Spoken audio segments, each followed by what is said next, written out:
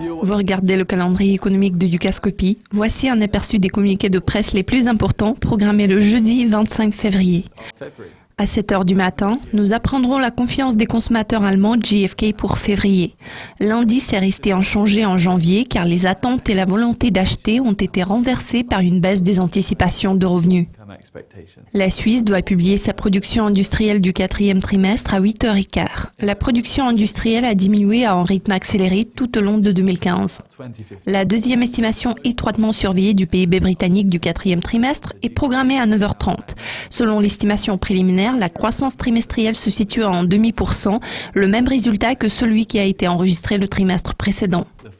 L'estimation finale de l'IPC de la zone euro pour janvier sera disponible à 10h. Selon l'estimation avancée, le taux d'inflation global annuel s'est établi à 0,4%, ce qui est son plus haut niveau en plus d'un an.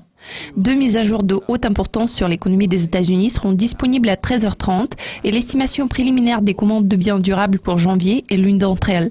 Les commandes ont reculé en décembre, ce qui est dû en grande partie à une baisse de 12,4% dans les commandes de transport.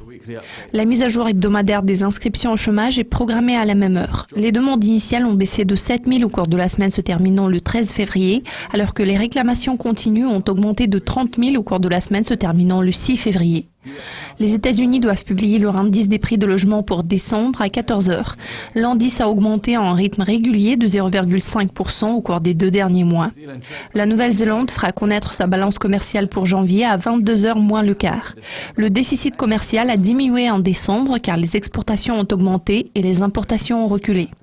Le Japon annoncera son indice des prix à la consommation étroitement surveillé pour janvier à 23h30.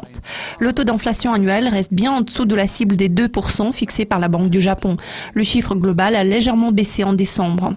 Enfin, à minuit 5, nous apprendrons la confiance des consommateurs britanniques GfK pour février. L'indice est apparu plus fort que prévu en janvier, à son plus haut niveau sur 5 mois. Cela conclut le calendrier économique pour jeudi. Je suis Sam Meredith. Nous vous présenterons bientôt le prochain aperçu des publications clés programmées vendredi. Au revoir.